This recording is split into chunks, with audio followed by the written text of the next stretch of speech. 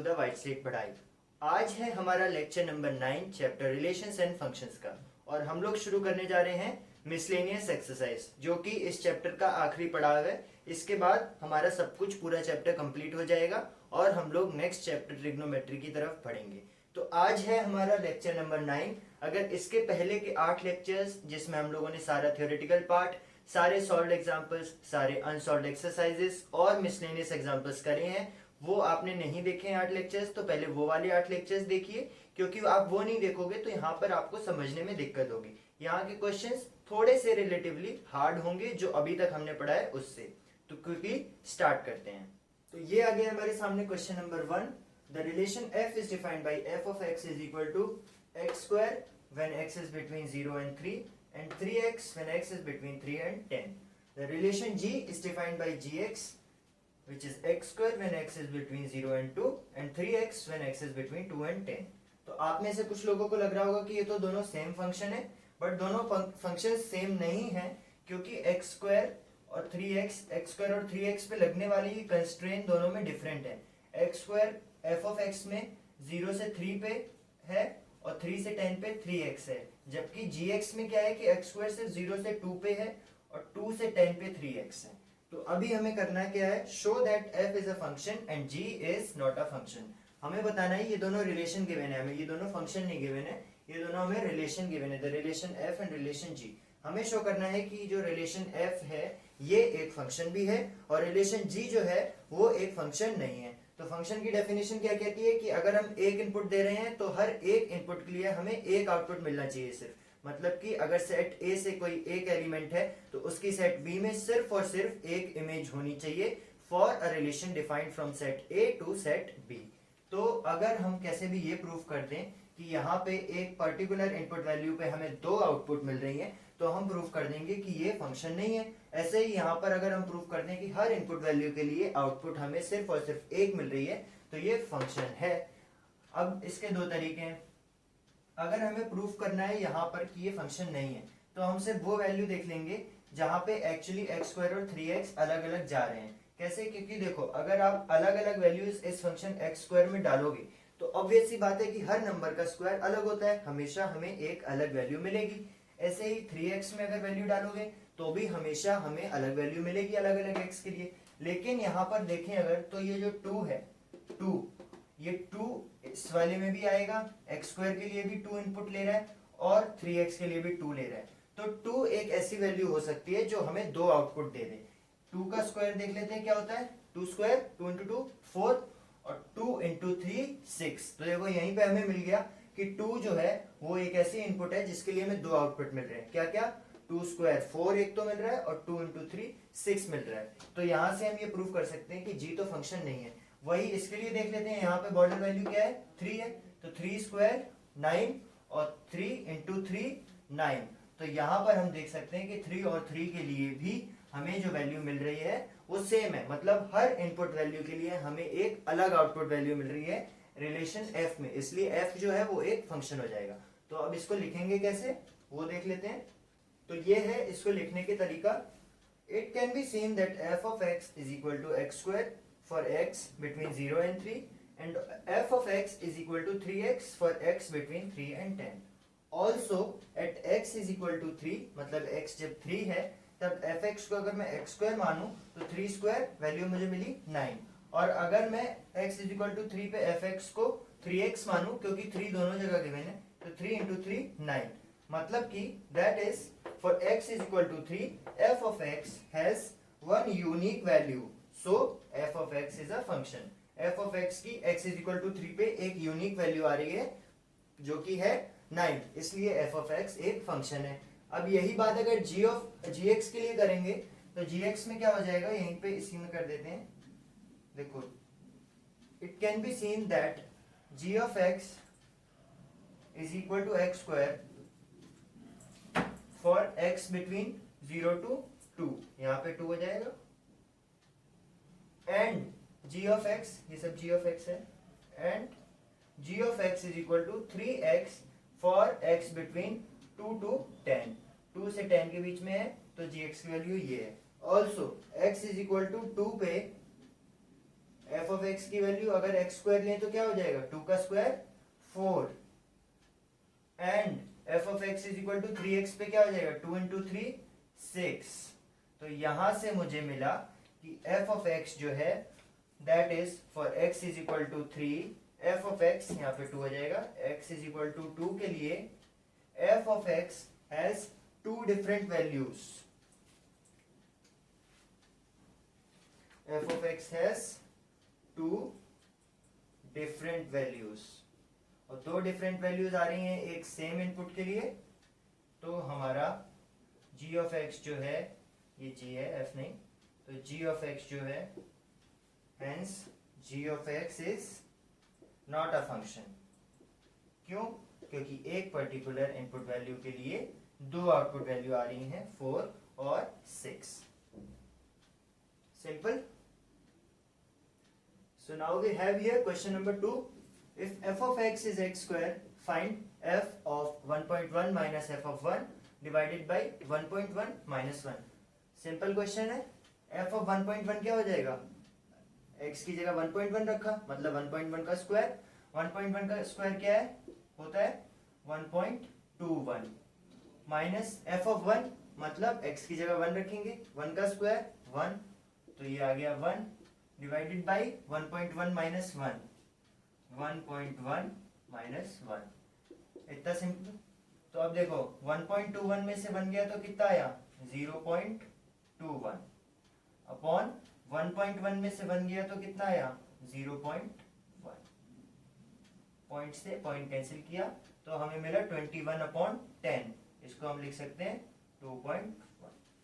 तो ये आ गया हमारा 2.1 इसकी वैल्यू जो हमें क्वेश्चन में पूछी गई थी। बिल्कुल सिंपल क्वेश्चन था। तो क्वेश्चन नंबर 3 कहता है find the domain of the function f of x is equal to x square plus 2x plus 1 upon x square minus 8x plus 12। तो सिंपल क्वेश्चन है, हमने सॉल्व एक्सरसाइज में भी किया था और अभी मिसलेनियस एग्जांपल्स में भी किया था।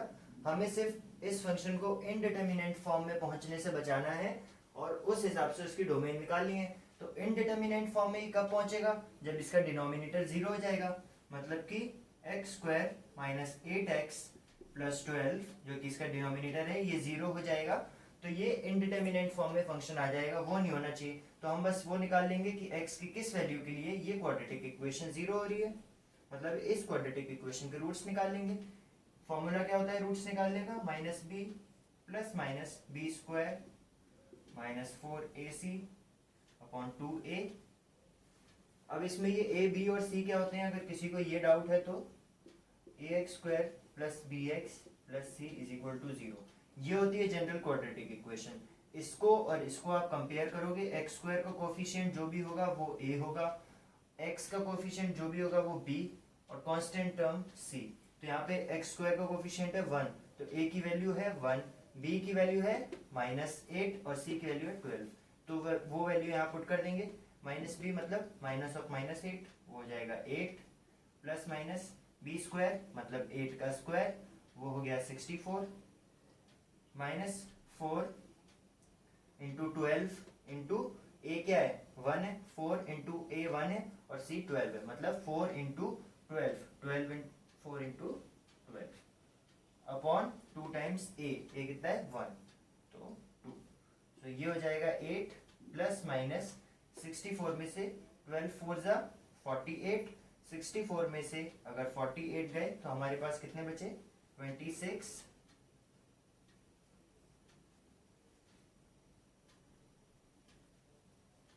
16 हमारे पास बचे 16 अपॉन 2।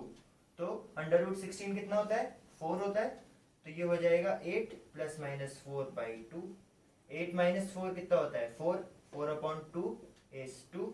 8 प्लस 4 कितना होता है 12, 12 अपॉन 2 6। तो 2 और 6x की वैल्यू जब भी आ जाएगी तब ये फंक्शन इनडिटरमिनेंट फॉर्म में चला जाएगा। उसी से हमें बचाना है, तो इसकी डोमेन हो जाएगी all real numbers except 2 and 6। 2 और 6 को छोड़ के सारे रियल नंबर्स इसकी डोमेन हो जाएंगे। क्वेश्चन नंबर 4 भी क्वेश्चन नंबर 3 के जैसे ही है बिल्कुल। Find the domain and range, अब यहाँ पे हमें रेंज भी निकालनी है, of the real function. Function real है मतलब कि डोमेन और रेंज दोनों या तो रियल वैल्यूज होंगी या उसका कोई सबसेट होगा, रियल नंबर्स का सेट या उसका subset. F defined by f of x is equal to root x minus one. तो अभी क्योंकि रियल फंक्शन है तो अंडर रूट के अंदर नेगेटिव वैल्यू नहीं आनी चाहिए, वरना वो कॉम्प्लेक्स नंबर बन जाएगा। तो x माइनस वन जो है वो हमेशा greater than equal to zero होना चाहिए, तभी यहाँ पर नेगेटिव वैल्यू बनने से हम बचा सकते हैं। जैसे ही इसको हमने नेगेटिव वैल्यू बनने से बचा लिया, उसके अलावा हम इसमें x की कोई भी वैल्यू डाल सकते हैं, तो इस तरह से हमारा फंक्शन रियल हो जाएगा। तो x minus one should be greater than zero का मतलब है कि x should be greater than one को इधर भेज देंगे वन। तो x should be greater than one, तो इसकी डोमेन हो गई।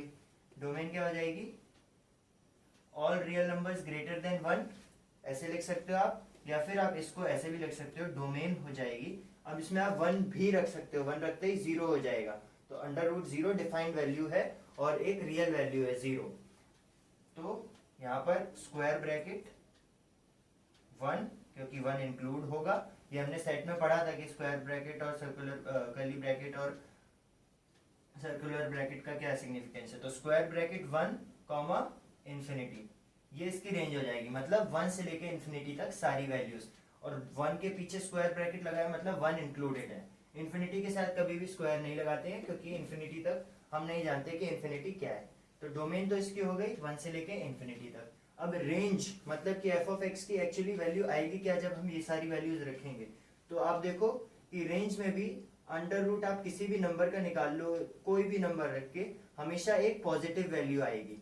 और जब भी आप x को वन रखोगे, वन भी है ना डोमेन में, तो आउटपुट यहाँ पे एफ ऑफ एक्स की क्या आ जाएगी?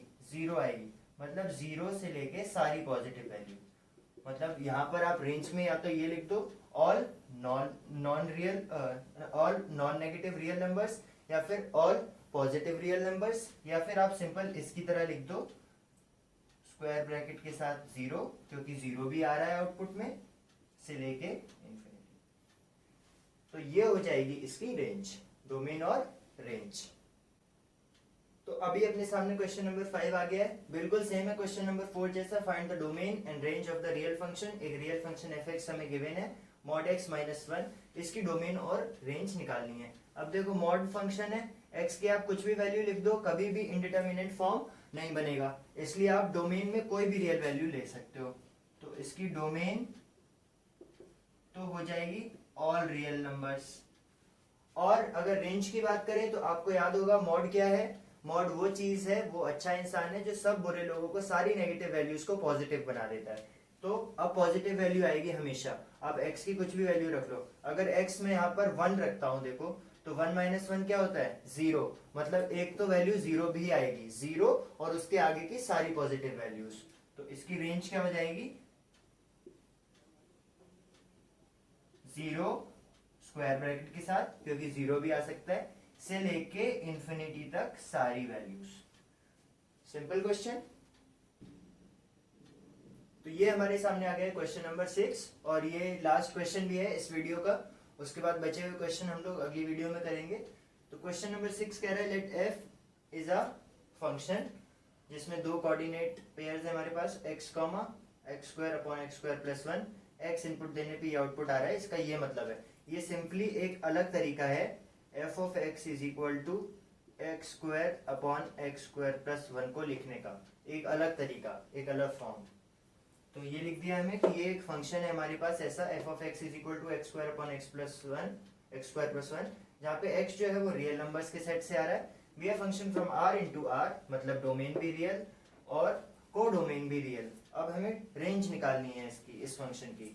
तो अब हमें फंक्शन तो पता चल गया, फंक्शन क्या है, दोबारा लिख देता हूँ मैं यहाँ पे, f of x is equal to x square upon x square plus one, जहाँ पे x जो है वो रियल नंबर से आ रहा है। रेंज निकालना है हमें, तो रेंज देखो, रेंज मतलब कि जो भी एक्चुअली इस एफ ऑफ एक्स की वैल्यूज जो जो आ रही होंगी।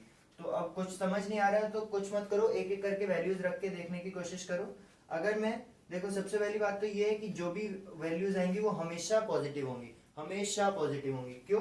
क्योंकि स्क्वायर एक तरह से मॉड्यूलस जैसा काम करता है, कोई भी नेगेटिव वैल्यू को पॉजिटिव बना देता है। तो ये ऊपर वाली वैल्यू हमेशा पॉजिटिव और ये वैल्यू भी हमेशा पॉजिटिव, और पॉजिटिव पॉजिटिव, और प्लस भी आप कर दोगे किसी वैल्यू में एक नंबर वन, तो वो भी पॉजिटिव ही रहेगा, कोई सब्ट्रैक्ट नहीं हो रहा। तो ये हमेशा पॉजिटिव आएगा। पहली चीज तो हमें पता चल गई। तो इसकी रेंज जो है वो पॉजिटिव रियल नंबर्स हो सकती है।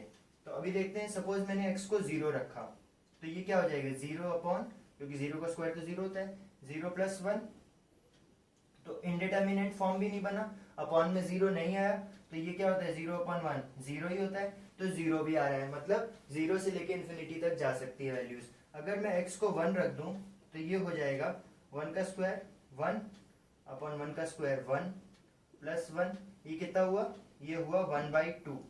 1/2 कितना होता है, लगभग 0.5 के करीब होता है। ठीक है, मुझे पता चल गया।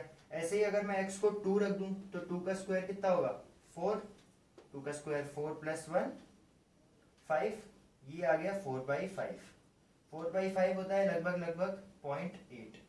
तो इससे आप ये चीज देखोगे कि किस नंबर में फॉर्म आ रहे हैं, किस फॉर्म में नंबर्स आ रहे हैं, 1/1 प्लस 1, 4/4 प्लस 1। ऐसे ही आप 10 रखोगे तो आएगा 10 का स्क्वायर अपॉन 10 प्लस 1, क्योंकि स्क्वायर है ना। ऐसे ही आप जो भी नंबर रखोगे, मतलब यहाँ की और यहाँ की वैल्यू सेम आएगी +1, मतलब कि डिनोमिनेटर जो है वो हमेशा न्यूमरेटर से बड़ा होगा। और जब तक डिनोमिनेटर न्यूमरेटर से बड़ा है, इसको आप सॉल्व करोगे तो जो भी वैल्यू आएगी वो 1 से छोटी ही आएगी, हमेशा 1 से छोटी वैल्यू आएगी जब तक डिनोमिनेटर बड़ा है। तो हमें ये पता चलता है इससे, इस जो हमने रफ कैलकुलेशन करी है उससे, कि कभी भी वैल्यू हमारी 1 के ऊपर नहीं जाएगी। इनफैक्ट कभी भी 1 भी नहीं होगी हमारी आउटपुट वैल्यू। आप यहाँ पे x की कुछ भी वैल्यू रख लो, आउटपुट में 1 भी नहीं आएगा कभी। 0 आएगा कब, जब हम 0 रखेंगे, पर 1 कभी नहीं आएगा। तो इसकी रेंज क्या हो जाएगी, इसकी रेंज हो जाएगी 0 से लेके इंक्लूडिंग 0 स्क्वायर ब्रैकेट लगाएंगे 1, पर 1 इंक्लूडेड नहीं है, इसलिए 1 के आगे सर्कुलर ब्रैकेट। तो ये तो हो गई इस फंक्शन की रेंज, और हमारी आधी मिसलेनियस एक्सरसाइज खत्म हो गई। यहाँ पर बचे हुए 6 क्वेश्चन और उसी के साथ इस चैप्टर का एंड हम लोग नेक्स्ट वीडियो में करेंगे। अगर इस वीडियो में आपको कुछ भी समझ नहीं आया हो तो कमेंट सेक्शन में पोस्ट करिए, आपके डाउट्स को जल्दी से जल्दी क्लियर किया जाएगा। और अभी तक अगर आपने द व्हाइट स्लेट पढ़ाई चैनल सब्सक्राइब नहीं किया है तो जल्दी से सब्सक्राइब कर लीजिए, और वीडियो अच्छी लगी हो तो अपने फ्रेंड्स के साथ शेयर करिए और लाइक करिए। Thank you.